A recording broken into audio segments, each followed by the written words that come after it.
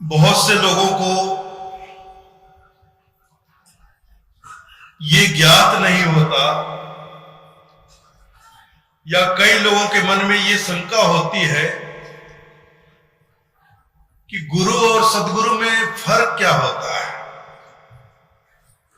सदगुरु कौन होते हैं, किसे सदगुरु कहें। बहुत लोग कंफ्यूज रहते हैं, दुविधा में रहते हैं, भ्रम में रहते हैं। सदगुरु किसे कहा जाए, किसे कह सकते हैं सदगुरु। सतगुरु इस दुनिया का कहें, इतिहास का कहें, सबसे बड़ा नाम है सर।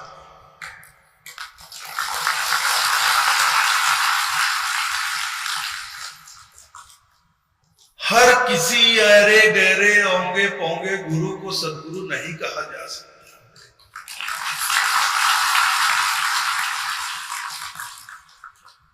सतगुरु वो जो हर कदम पर सत्य की तपस्या करे, जिसके रोम रोम में सत्य बसा हो, जिसका हर कदम सत्य के मार्ग पर, जिसका हर कर्म सत्य की दिशा में, जिसके मुख से हर वाणी सत्य ही निकले, वो सतगुरु। कदम कदम पर सत्य की तपस्या। सत्य के बराबर कोई तप नहीं है दूसरा संसार में। लोग बड़ी बड़ी तपस्याएं करते हैं, लेकिन हमारे साहब कहते हैं सांच बराबर तप नहीं। सत्य के बराबर इस दुनिया में कोई दूसरा तप नहीं, कोई दूसरा तपस्या नहीं। सत्य की तपस्या करना इतना आसान नहीं, हर किसी के बस की बात नहीं। संसार में आपको बहुत गुरु मिलेंगे, लेकिन सारे व्यवहारिक गुरु ही मिलेंगे। सतगुरु मिलना तो ये समझ लो बहुत बड़े सौभाग्य की बात है, बहुत बड़े सौभाग्य की बात है। पता नहीं कितने जन्मों का पुण्य उदय होता है तब किसी को सदगुरु मिलते हैं। धनी धर्मदास जी साहेब को भी सदगुरु ऐसे ही नहीं मिल गए थे। धनी धर्मदास जी बहुत बड़ा प्रायोजन लेकर इस धरती पर आए थे। उन्हें सत्यलोक से भेजा गया था। सत्यलोक में आप जानते हैं हमारे साहब को किस नाम से पुकारा जाता है। हमारे साहब को सत्यलोक में ज्ञानी पुरुष के नाम से जाना जाता है।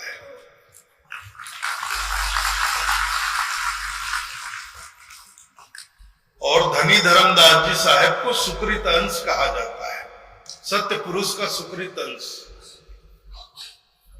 तो साहब इस धरा पर, कलयुग में इस धरा पर आने से पहले धर्मदास जी साहेब को भेजते, सत सुकृत नाम को भेज, मतलब सुकृत अंश को भेजते हैं कि तुम संसार में जाओ, संसार के जीवों का कल्याण करो, उद्धार करो। लेकिन बड़ी अनहोनी हो जाती है। धनी धर्मदास जी साहब ज्ञानी पुरुष की आज्ञा लेकर संसार में आ तो जाते हैं, लेकिन संसार में आकर, संसार की माया में पड़कर वो अपने आने का उद्देश्य ही भूल जाते हैं, स्वयं ही भटक जाते हैं, दुनियादारी में रम जाते हैं, शालिग्राम की पूजा करने लगते हैं, दुनिया भर के कर्म कांड करने लगते हैं, दुनिया भर के पंडित पुरोहितों को बुलाते थे, तीर्थाटन करते थे, साधन संपन्न थे ना। बड़े व्यापारी के घर जन्म लिया था उन्होंने, बांधवगढ़ के मन महेश साव, बांधवगढ़ के रीवा राज्य के सबसे बड़े व्यापारी मन महेश साव के घर जन्म लिया था। उनकी माता सुधर्मावती थी।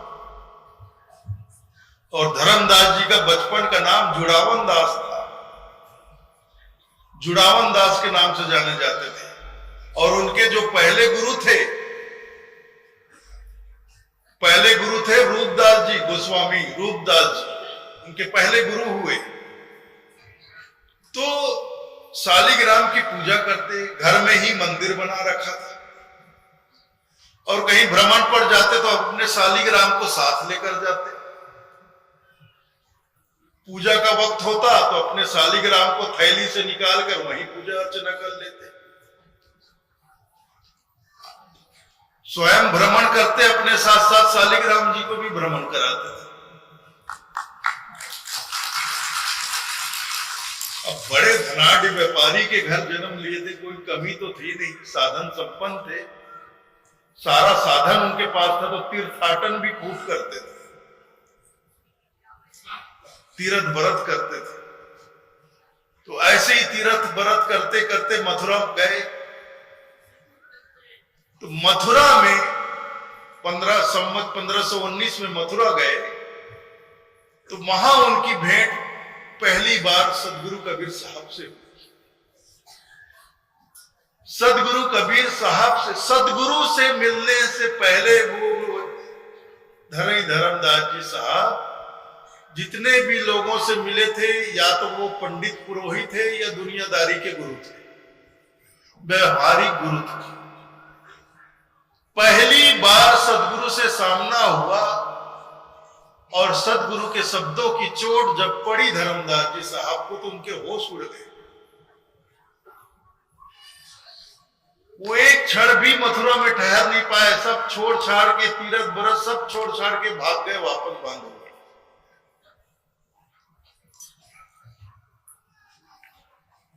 तो सदगुरु के शब्दों की चोट बड़ी गहरी होती है, हर कोई बर्दाश्त भी नहीं कर पाता है। कोई सहने वाला ही सह सकता है, कोई समझने वाला ही समझ सकता है। शब्द की बाण, शब्द की चोट इतनी गहरी होती है कि जन्म जन्मों से सोए हुए जीव को जगा देती है, जन्म जन्म की निद्रा तोड़ देती है। और शब्दों की मार ऐसी पड़ती है कि फिर उसका कोई इलाज भी नहीं होता। संसार के वैद्य उसका इलाज भी नहीं कर सकते। कोई कोई मारे तीर से जाके 12 घाव, सदगुरु मारे शब्द से ताका कौन उपाव। कोई संसार में कोई तीर से मारता है, चाकू से मारता है, तलवार से मारता है, तो 5, 10, 20, 25 घाव लग जाते हैं, तो दुनिया के वैद्य उसका इलाज कर भी देते हैं। लेकिन सदगुरु मारे शब्द से ताका कौन उपाय। लेकिन सदगुरु तो शब्द से मारते हैं, उसका कौन उपाय, कौन वैद्य फिर उसका इलाज करे।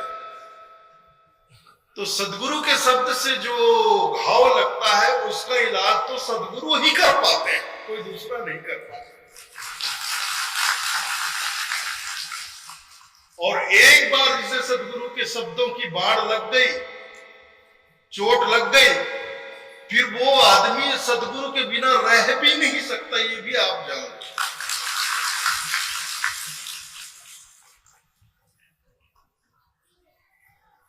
तो मथुरा में धनी धर्मदास जी साहब को सदगुरु कबीर साहब के शब्द बाण लग गए।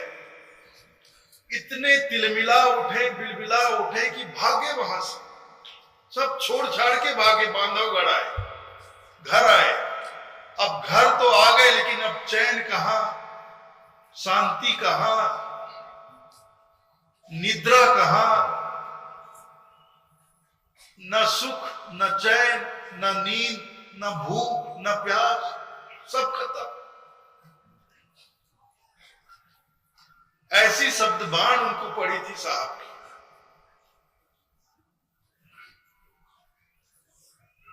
फिर उन्होंने अपनी व्यथा अपनी धर्मपत्नी सुलक्षणा देवी को सुनाया, सुलक्षणावती को सुनाया। आमीन माता जिसको हम कहते हैं, धनी धर्मदास जी साहब की पत्नी, उनका नाम पहले सुलक्षणावती था, सुलक्षणा देवी, सुलक्षणावती कहते हैं। तो अपनी पत्नी को, जिन्हें आज हम आमीन माता के नाम से जानते हैं, उनको अपनी व्यथा सुनाई कि मैं तीर्थ करते करते मथुरा गया, वहां पता नहीं एक फक्कड़ फकीर सा मुझे कोई मिला, उसने मुझे इतने शब्द के बाण मारे, ऐसा ऐसा ज्ञान सुनाया जिसकी मैं कल्पना भी नहीं कर सकता। मैं क्या, जिन पंडित पुरोहितों से मैं कथा सुनता हूं ज्ञान पाने के लिए, उन पंडित पुरोहितों की भी बस की बात नहीं। मैंने गुरु बना रखा है गोस्वामी रूपदास जी को, इतने बरस हो गए, मेरी उम्र होने को आई 65, 66, 67 बरस। इतने वर्षों में मेरे गुरु ने ऐसा ज्ञान नहीं सुना। इस तरह की ज्ञान की बातें वो फकीर कर। तो सुलक्षणा देवी, उनकी पत्नी आमीन माता ने कहा, स्वामी कौन थे वो फकीर, क्या नाम था उनका? भाई किसी ने बताया कोई फकीर है, संत है, फक्कड़ फकीर जैसे हैं, कोई बता रहा था कबीर नाम है उनका, कोई बनारस के रहने वाले फकीर हैं। तो उनकी पत्नी ने कहा, स्वामी फिर सोचना क्या है, ऐसा कोई संत अगर मिला है फिर देर क्यों करना, चलिए चले उनकी शरण में। तो अपनी पत्नी की बात सुनकर, आमीन माता की बात सुनकर तुरंत धनी धर्मदास जी साहब तैयार हो गए और अपनी पत्नी आमीन को लेकर काशी जी के लिए रवाना हो गए। वहां गए, साहब का पता पूछते पूछते साहब की कुटिया तक पहुंचे, वहां साहब के दर्शन हुए, साहब के चरणों में पड़े दोनों। फिर आजीवन धनी धर्मदास जी साहब, तब जुड़ावन नाम था उनका और सुलक्षणावती नाम था उनकी पत्नी का, वो दोनों साहब के चरण में पड़ गए। और ऐसे पड़े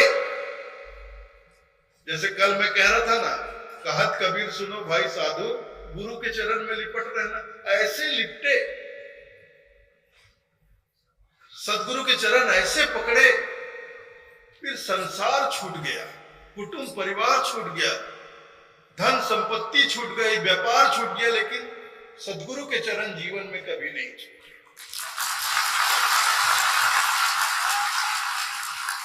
इसलिए मैं कहता हूं कि सदगुरु के शब्दों की मार हर कोई झेल नहीं सकता है, हर कोई सहन नहीं कर सकता है, हर कोई समझ नहीं सकता है। सदगुरु के शब्द बाण झेलने के लिए धर्मदास जी होना पड़ेगा, आमीन माता बनना पड़ेगा। इसीलिए अक्सर मैं कहता हूं, धनी धर्मदास जी साहब कबीर पंथ के आदर्श पुरुष हैं, आदर्श पुरुष हैं, और आमीन माता कबीर पंथ की आदर्श महिला है। हम कबीर पंथियों के लिए ये दोनों जो है, धनी धर्मदास जी साहब और आमीन माता, हमारे आदर्श है। ये हमें सिखलाते हैं कि सदगुरु के चरण में कैसे जाएं, किस तरह से जाएं, कैसे समर्पण भाव से जाएं, किस भक्ति भाव से जाएं, किस प्रेम भाव से जाएं, किस सेवा भाव से जाएं। ऐसे जाएं कि संसार छूट जाए फिर सदगुरु का चरण न छूटे, ऐसे जाएं। इन दोनों से सीखने को मिलता है।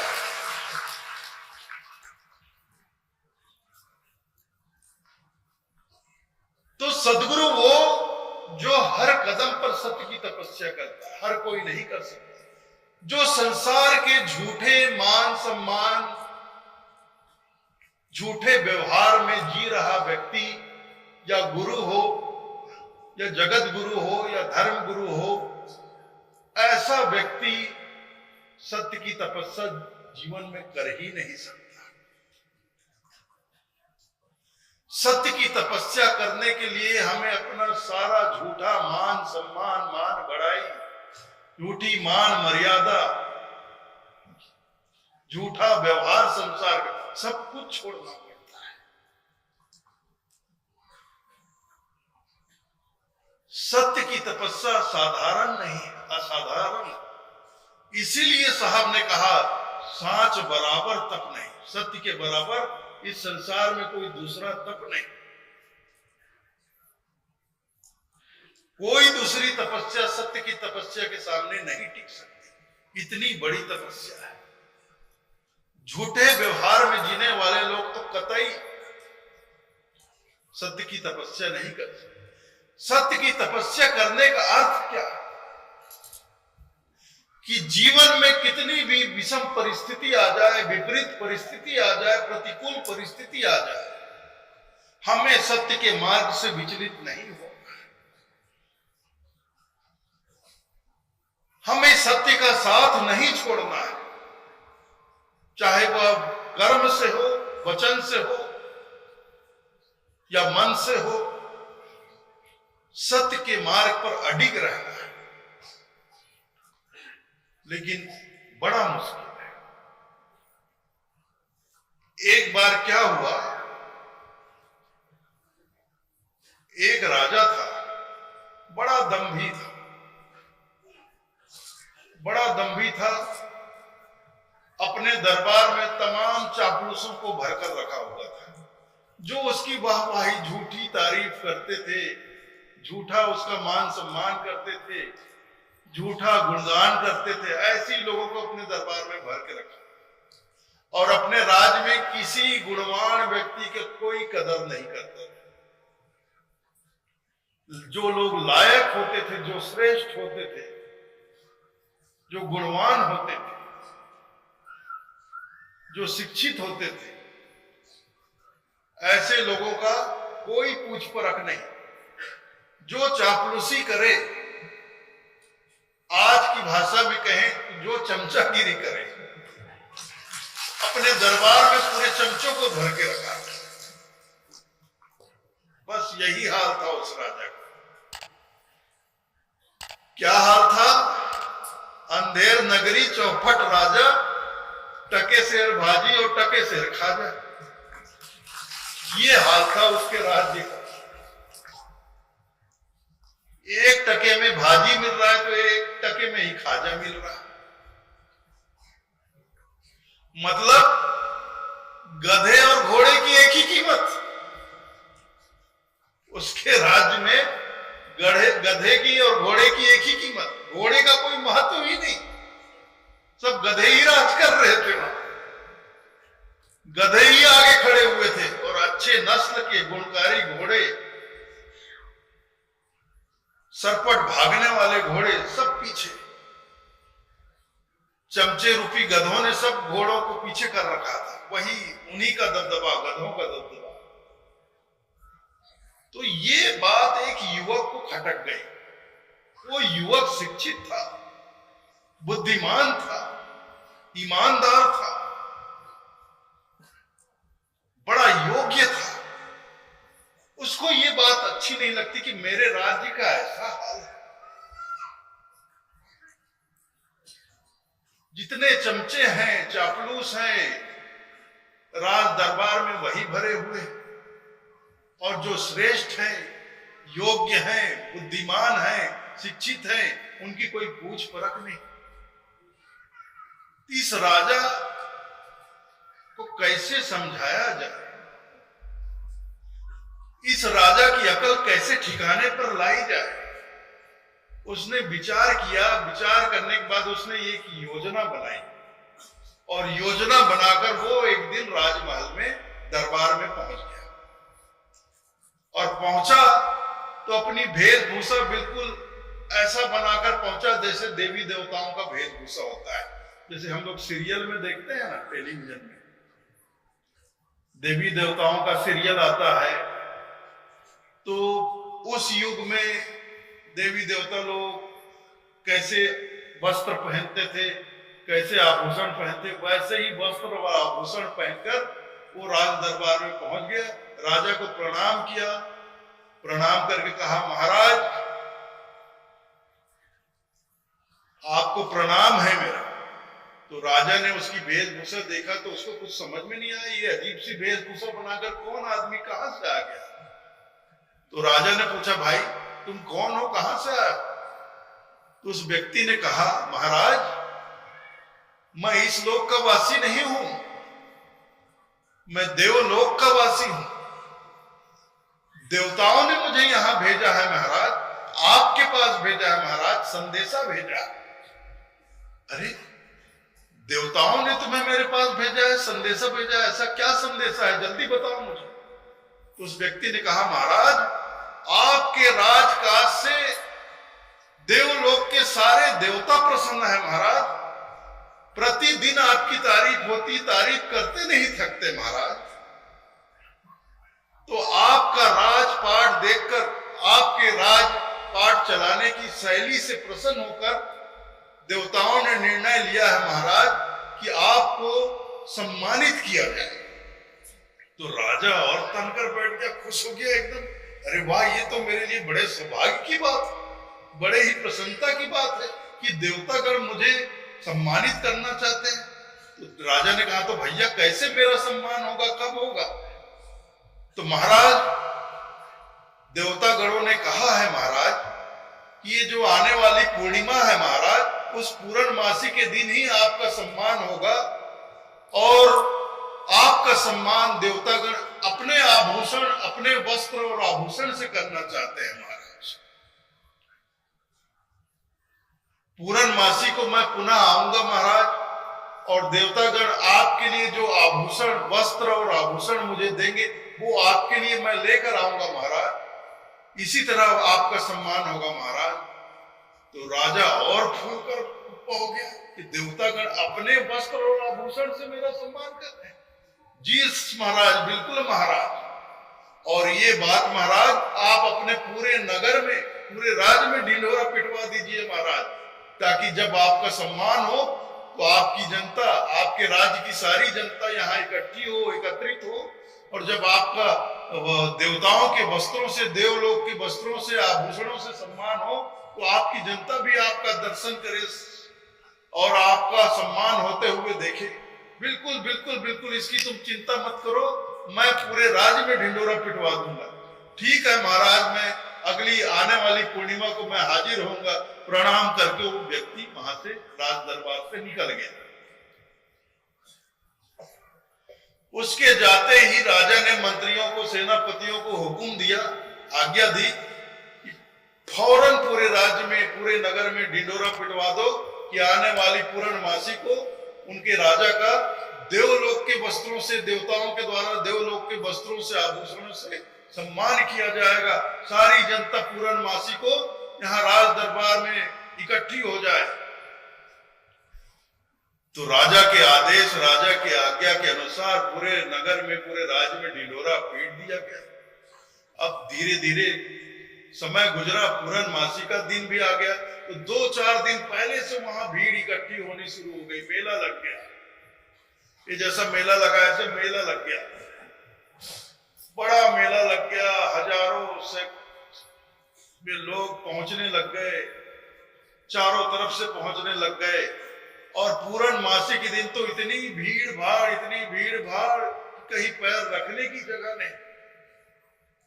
लाखों लोग वहां पहुंच गए। भाई हमारे राजा का सम्मान हो रहा, देवतागण हमारे राजा से प्रसन्न है, देवतागण अपने वस्त्र और आभूषण से हमारे राजा का सम्मान करने वाले हैं, चले हम लोग भी दर्शन करें। तो लोग, जनता जो है, अपने अपने परिवार, कुटुंब, परिवार को, बच्चों को लेकर वहां पहुंचे। ठीक समय पर वह व्यक्ति पुनः दरबार में पहुंचा। दरबार लगा हुआ था। राजा बड़े बेचैन कि कब वो घड़ी आए, कब वो क्षण आए, कब वो समय आए जब मैं देवताओं का वस्त्र धारण करूं, आभूषण धारण करूं। कब वह व्यक्ति आएगा? वो बार बार द्वार की तरफ देखता कि अब आएगा कि तब आएगा, अब आएगा कि तब आएगा। थोड़ी देर में वह व्यक्ति एक थैला लिए दरबार में प्रवेश करता है।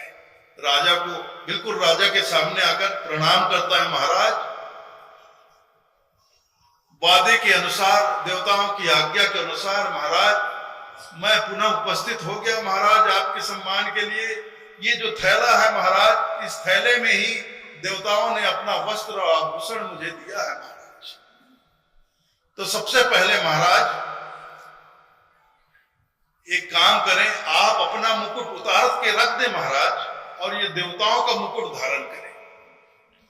तो राजा ने फौरन अपना मुकुट उतारा, बाजू में रख दिया।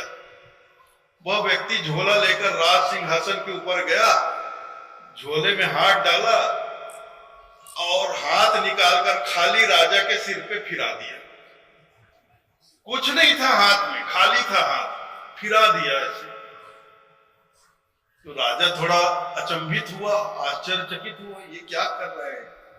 वाह महाराज वाह, बहुत सुंदर महाराज, देवताओं का मुकुट तो आप पर बहुत शोभित हो रहा है महाराज, कितने सुंदर लग रहे हो महाराज। राजा को लगा ये क्या हो रहा है, इसके हाथ में तो कुछ नहीं था, इसने तो झूठ मूठ का हाथ फिरा दिया, खाली हाथ फिरा दिया, और बोलता है कि देवताओं का मुकुट आप पर बहुत फब रहा है महाराज। कुछ नहीं। अब महाराज अब अपना ये हार निकाल लीजिए, जितने आभूषण सब निकाल दीजिए महाराज, देवताओं के आभूषण धारण करिए। अब राजा कुछ नहीं बोल सका, अपने सारे आभूषण उतार के रख दिए। तो वो व्यक्ति ऐसे झूठ मूठ का झोले में हाथ डालता, ऐसे झूठ मूठ का खाली हाथ निकालता, कभी ऐसे गले में डालता, कभी हाथ में डालता, ये ऐसे करते। अब बारी आ गई धोती की। महाराज अब ये धोती भी उतारे, और देवताओं ने अपनी धोती भेजी है, तो देवताओं की धोती को धारण करिए महाराज, ये धोती उतारिए।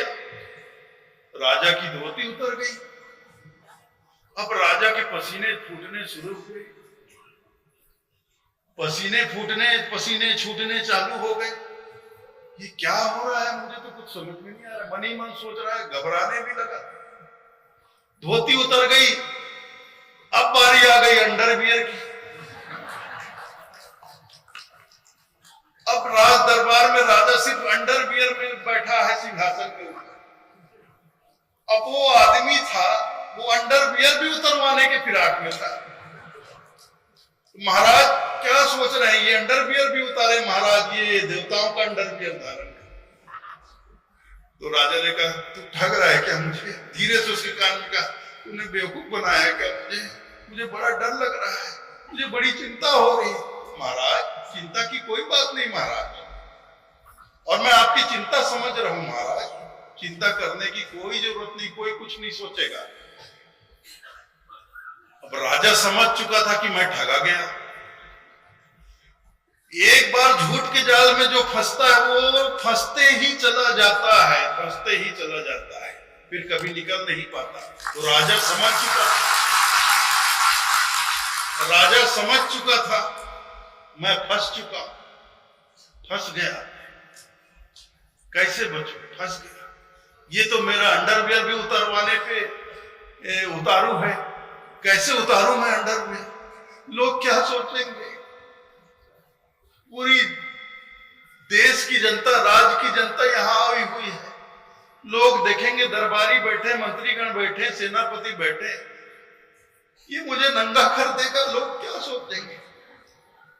राजा डर गया, घबरा गया, बड़ी चिंता में पड़ गया, पसीने छूटने लगे। महाराज क्या सोच रहे हो महाराज? क्या चिंता हो रही है आपको? आप यही सोच रहे हो ना महाराज कि लोग क्या सोचेंगे, लोग क्या बोलेंगे? कोई कुछ नहीं बोलेगा महाराज, कोई कुछ नहीं बोलेगा। आप तो बस ये बात है कि मैं बताना भूल गया था, आप फौरन तत्काल ये तुरंत ढिंढोरा पिटवाइए, अनाउंसमेंट करवाइए, घोषणा करवाइए कि भाई देवताओं ने जो वस्त्र भेजा है, आभूषण भेजा है, वह साधारण नहीं है, लौकिक नहीं है, वो देवलोक के अलौकिक वस्त्र और आभूषण है, असाधारण है। ये उसे ही दिखाई पड़ेगा जो असली बाप का होगा, हर किसी को दिखाई नहीं पड़ेगा। जो आदमी असली अपने बाप का होगा उसे ही दिखलाई पड़ेगा, दूसरे को नहीं दिखलाई पड़ेगा। राजा बोला ठीक है, जल्दी सेनापति मंत्री आओ आओ, एक काम करो, ये बोल रहे हैं कि ये आभूषण बड़े अलौकिक है, ये उसे ही दिखलाई पड़ेगा जो असली बाप का होगा। फौरन ढिंडोरा पिटवा, फौरन ढिंडोरा पीट दिए गए, अनाउंसमेंट कर दिया गया, घोषणा कर दी गई, ये भाई देवताओं का जिन वस्त्रों से आभूषणों से सम्मान हो रहा है, वो वस्त्र वो आभूषण साधारण नहीं है, लौकिक नहीं है, अलौकिक है, देवलोक के हैं, ये उसे ही दिखलाई पड़ेगा जो असली बाप का होगा, अपने बाप का होगा। राजा की चड्डी भी उतर गई। अब राजा पसीना पसीना नंगा सिंहासन पे बैठा है, बड़े अब रोना ही बाकी रह गया था। कहा महाराज चिंता मत करिए महाराज, कोई कुछ नहीं बोलेगा, सबको अपने बाप की चिंता है, आप शांत रहिए महाराज, डरने की घबराने की जरूरत नहीं, कोई कुछ नहीं सोचेगा, कोई कुछ नहीं बोलेगा, क्योंकि सबको अपने अपने बाप की चिंता है महाराज। तब राजा को थोड़ा सांस में सांस आई, उसकी चैन मिला। इतने पर भी उस आदमी को चैन नहीं था। उसने कहा महाराज आपके राज्य की पूरी जनता यहाँ इकट्ठी हुई है महाराज, बाहर मेला लगा है महाराज, मैंने रथ तैयार करवा दिया है, आपकी एक शोभा यात्रा हो जाए महाराज, तो आपके पूरे राज्य की जनता आपका दर्शन कर लेगी महाराज।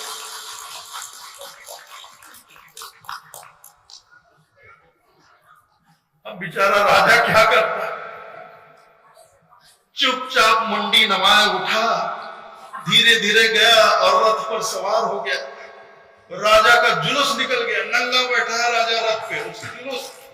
अब सारे लोगों में अनाउंसमेंट घोषणा कर दी गई थी कि ये अलौकिक वस्त्र है, उसे ही दिखलाई पड़ेंगे जो असली बाप का होगा। तो पूरे राज्य की जनता, पूरे दरबारी जय हो, महाराज की जय हो, क्या लग रहे हो महाराज, देवताओं के वस्त्र में तो आप खुद देवता लग रहे हो महाराज, कितना सुंदर मुकुट है, कितना सुंदर हार है, कितनी सुंदर धोती है, और अंडरवियर तो पूछो मत, आप तो स्वयं देवता लग रहे हैं महाराज। पूरी जनता, तो सबको अपने बाप की चिंता है भैया, कौन बोले, किसी में हिम्मत नहीं है सत्य बोलने की, कोई सच्चाई अपनी जबान पर नहीं ला रहा है कि राजा नंगा हो गया, कोई नहीं बोल पा रहा, लाखों लोग खड़े हैं, किसी में हिम्मत नहीं है कि वो बोल सके कि राजा तो नंगा हो गया आज, नहीं। और रथ निकल, शोभा यात्रा चल रही है, तो सारे राज्य के लोग आए थे, गांव देहात से लोग आए थे, छोटे छोटे बच्चों को लेकर आए थे, तो छोटे छोटे बच्चों को लोग अपने कांधे पर बिठा कर रखे थे। अब बच्चों को कुछ दिखलाई नहीं पड़ता भीड़ में, तो लोग अपने बच्चों को कंधे पर बिठा लेते हैं। वैसे ही बहुत सारे बच्चे अपने अपने पिता के कंधे पर बैठे हुए, तो जैसे ही उन बच्चों की नजर राजा पर पड़ी तो बच्चे चिल्लाने लगे, राजा नंगा, राजा नंगा, राजा नंगा, राजा नंगा, राजा नंगा, राजा। तो बच्चों के बाप जो थे उनको बड़ा गुस्सा आया, उन्होंने बच्चों को, अपने अपने बच्चों को नीचा, अबे चुप चुप, तू क्यों कहता है राजा नंगा, तेरे बाप में कोई खराबी नहीं, असली बाप का है तो चुप रहा, मुंह बंद कर। और उनके जो बाप थे उन्होंने बच्चों को, अपने अपने बच्चों का मुंह बंद कर दिया। बच्चों ने सच बोला, लाखों के भीड़ में किसी की हिम्मत नहीं सच बोलने की, लेकिन बच्चे तो भोले होते हैं, मासूम होते हैं, वो संसार के झूठी मार मर्यादा, झूठे व्यवहार को क्या जाने। बच्चों का हृदय तो मासूम होता है, मन मासूम होता है, कोमल होता है, मन सच्चा होता है, बच्चे मन के सच्चे, ये कहा जाता है, बच्चे तो मन के सच्चे होते हैं। जो सच्चाई उन्होंने देखी, उन्होंने जबान से कह दी कि राजा नंगा, तो उनके जो बाप थे उन्होंने बच्चों को पटक कर उनका मुंह बंद कर दिया। हमेशा हमेशा से इस संसार का ये दुर्भाग्य रहा है भाइयों बहनों, कि इस संसार में जब भी किसी ने सत्य बोला उसका मुंह इसी तरह बंद कर दिया गया।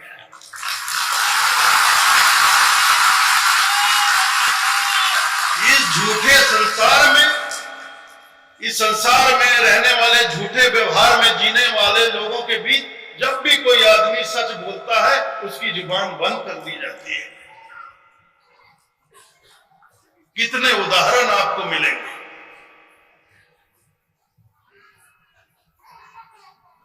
साहब कबीर का ही उदाहरण ले लीजिए। साहब कबीर 600 बरस पहले इस धरा पर आए, उन्होंने सत्य का डंका बजाया तो शेख तकी जो बादशाह सिकंदर का पीर था, उसने सदगुरु कबीर साहब की 52 कसमी ली। सदगुरु कबीर साहब को 52 बार मार डालने का प्रयास किया उसने। मतलब साहब का मुंह बंद करना चाहा कि साहब चुप हो जाए, सत्य का डंका बजाना छोड़ दें, लेकिन साहब कहां रुकने वाले थे। साहब तो डंका बजाते गए, बजाते गए, बजाते गए। ईसा मसीह, उन्होंने सत्य का प्रचार किया, लोगों ने उन्हें सूली पे टांग दिया। भगवान बुद्ध सत्य के पुजारी थे, गांव-गांव भ्रमण करते थे, सत्य का उपदेश देते थे। अनेकों गांव में, अनेकों जगहों पर उन पर हमला हुआ, उनको मारा गया, पीटा गया। कई गांव में उन्हें घुसने नहीं दी गया, पत्थर मारे जाते थे, कोई उन पर थूक देता था। ये बुद्ध को झेलना पड़ा। मीरा सत्य की दीवानी हो गई, वो तो गली गली हरि गुण गाने लगी, तो उसके अपने ससुर ने उसके लिए जहर का प्याला भेज दिया। तो ये हमेशा की बात है। इस संसार में जब भी कोई सत्य बोलता है तो संसार के झूठे व्यवहार, झूठे मान सम्मान में जीने वाले लोग उस सत्य बोलने वाले का मुंह बंद कर देते हैं, बंद करने का प्रयास करते हैं। इसलिए भाइयों, साहब कहते हैं सांच बराबर तप नहीं। इसलिए सत्य की तपस्या कोई साधारण नहीं है। हर अरे गहरे होंगे पोंगे आदमी की बस की बात नहीं है।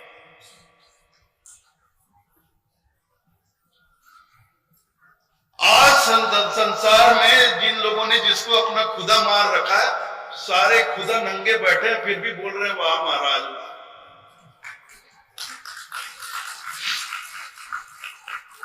आज की दुनिया न जाने कितने खुदा बना रखी है। सबका अपना एक खुदा है। ये मेरा खुदा है, ये मेरा मालिक है, ये मेरा भगवान है, ये मेरा।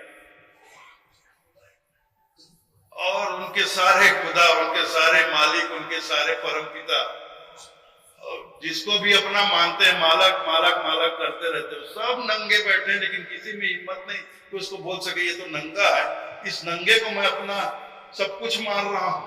सब कुछ जानते हुए भी उसके पीछे दौड़ रहे हैं। ये कितने बड़े दुर्भाग्य की बात है। तो सतगुरु के साथ हर कोई नहीं चल सकता है भैया। सदगुरु के साथ चलना तो बहुत कठिन है, बहुत कठिन है। हर आदमी सदगुरु के साथ नहीं चल सकता।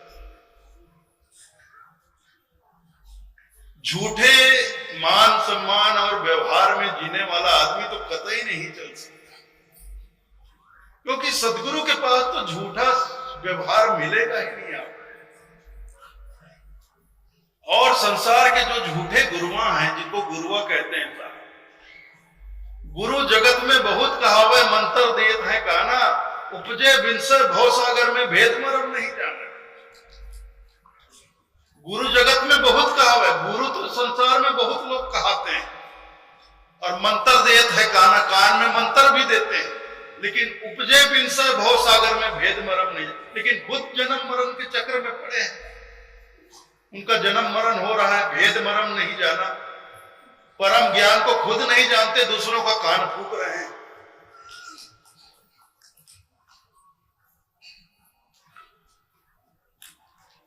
तो संसार का झूठा व्यवहार तो झूठे गुरु ही दिखा सकते हैं। आपके जो तथाकथित गुरु होते हैं, आप जब उनके पास जाते हैं तो क्या करते हैं? संसार का व्यवहार, आओ भाई आओ, बहुत दिन में आओ, बैठो बैठो बैठो बैठो, और क्या हालचाल है? सब बढ़िया है ना? सब कुशल है? क्या नाम है तुम्हारा? काम धंधा कैसे चल रहा है तुम्हारा? काम धंधा भी पूछ लेते हैं, क्योंकि उनको मालूम है इसका काम धंधा अच्छा चलेगा तभी मेरी भेंट पूजा अच्छी होगी। उसका काम धंधा ही मंदा रहा तो मुझे क्या भेंट करेगा वो? ये झूठे गुरु लोग अच्छे से जानते हो, तो काम धंधा को पहले ही पूछ लेते, काम धंधा तो ठीक चल रहा है ना तेरा? आओ आओ भाई, बैठो बैठो बैठो। कहां से आया हो, क्या नाम है? अगर उस आदमी को मालूम है वो कहां से आया है, उसका क्या नाम है, तो उसको गुरु के पास जाने की जरूरत ही क्या है भाई? इसी बात को तो भूला है कि वो कौन है और कहां से आया है, इसीलिए तो गुरु की शरण में जा रहा है। और ये झूठे गुरु उससे पूछते हैं कौन हो भाई, कहां से आए हो, क्या नाम है तुम्हारा? अगर इतना ज्ञान उसे होता कि कहां से वो आया है, कौन है, क्या नाम है उसका, तो गुरु बनाने की जरूरत क्या, गुरु के पास जाने की जरूरत क्या? अरे निर्गुण से हम चले आए, सगुण ही समाये हो, बिसर गए निज नाम को माया में भुलाए हो। अपने नाम को ही तो भूला है वो इस संसार में आकर, अपने आप को ही तो भूला है वो इस संसार की माया में पड़कर, कि वो कौन है, कहां से आया है, क्या उसका स्वरूप है, क्या उसका नाम है, यही तो माया में पड़कर भूला है। और ये झूठा गुरु उससे पूछता है कि कौन हो भाई, कहां से आया हो, क्या तुम्हारा नाम है?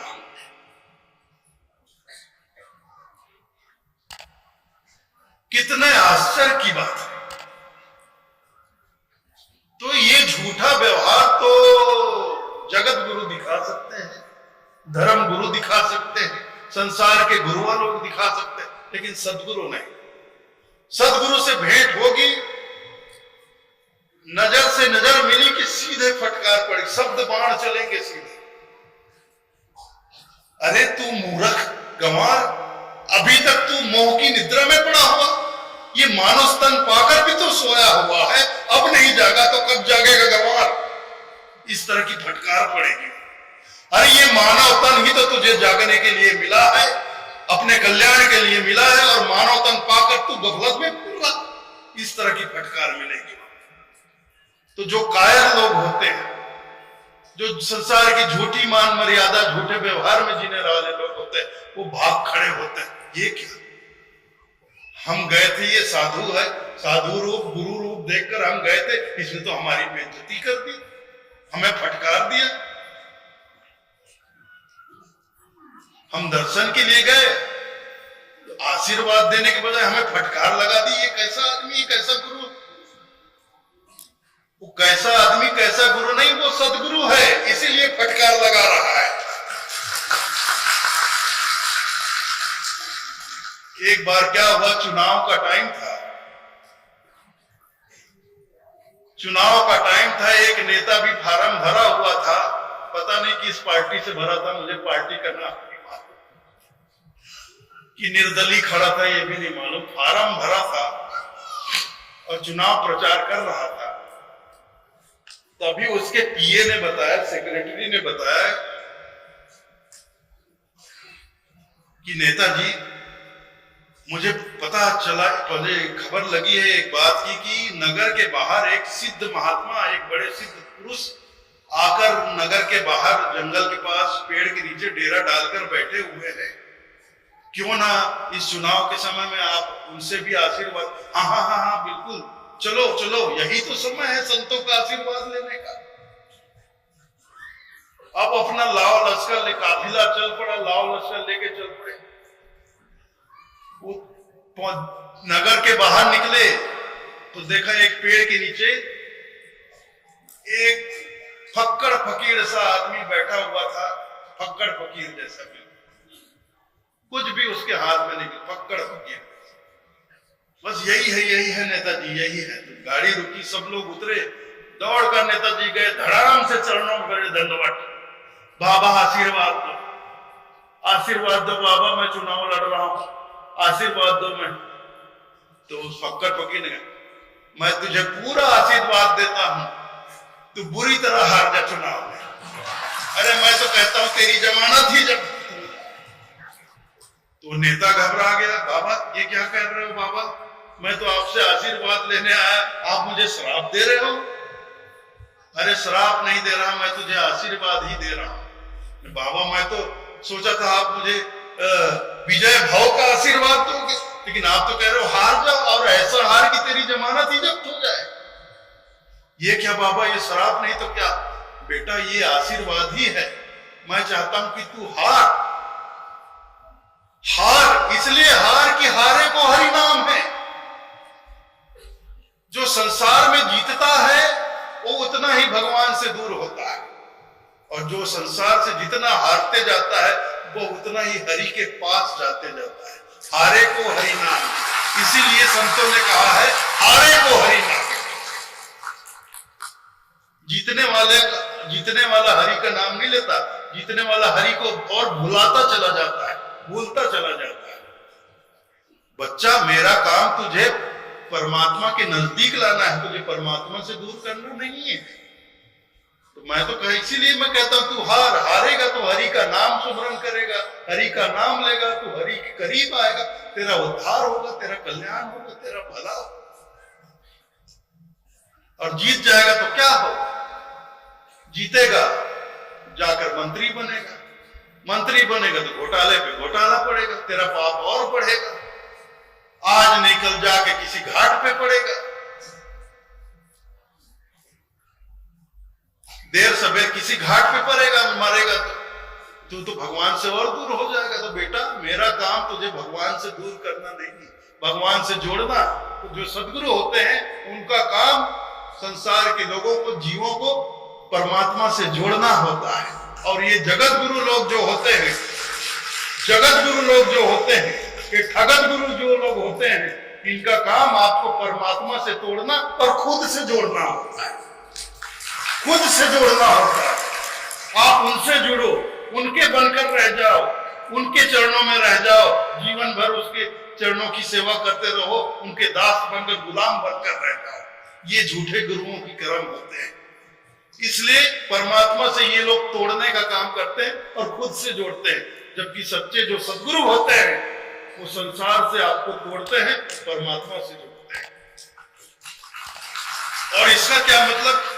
लोग कहते हैं हम तो दर्शन को गए, हमें फटकार लगा दी, हमारी बड़ी बेइज्जती हो।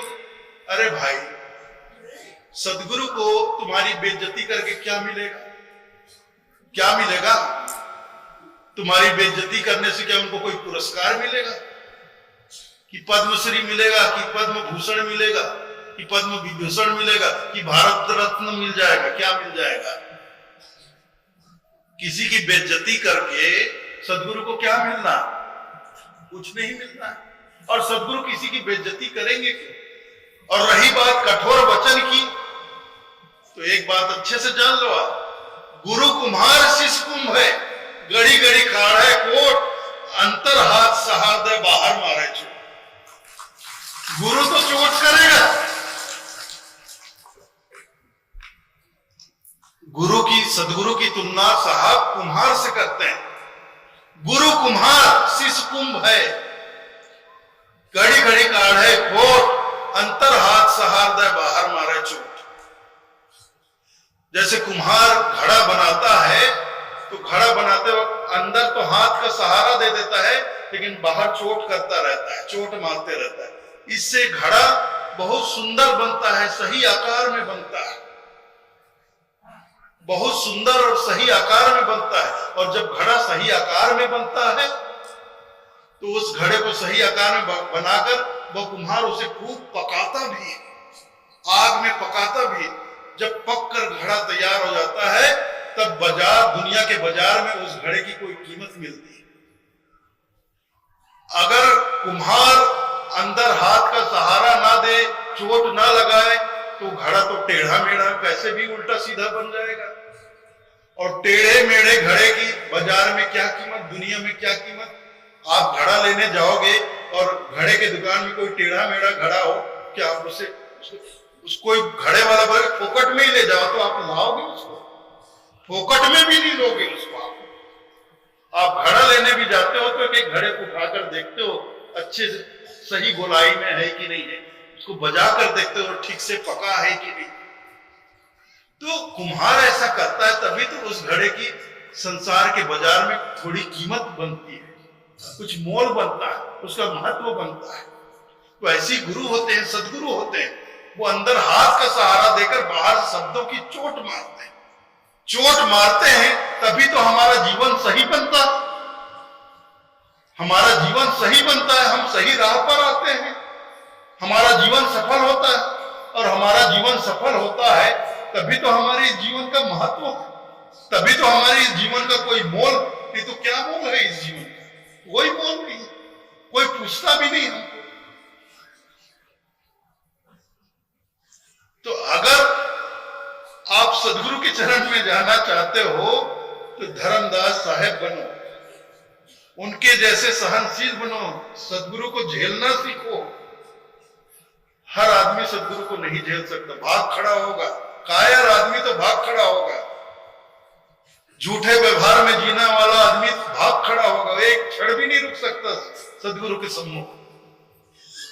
तो सदगुरु ऐसे होते हैं। और गुरु जो होते हैं, संसारिक गुरु, जगत गुरु, ठगत गुरु, धर्म गुरु, ये लोग तो जैसे हम लोग हैं, आप लोग हो, वैसी जीवन उनका है। हमारे और उनके जीवन में कोई फर्क नहीं, हमारे कर्म और उनके कर्मों में कोई फर्क नहीं, सब एक जैसे ही। जैसे हम अंधे वैसे वो अंधे। तो अंधे से अंधा मिले छूटे कौन उपाय, करो बंदगी निर्बंध की पल में ले छुड़ाए।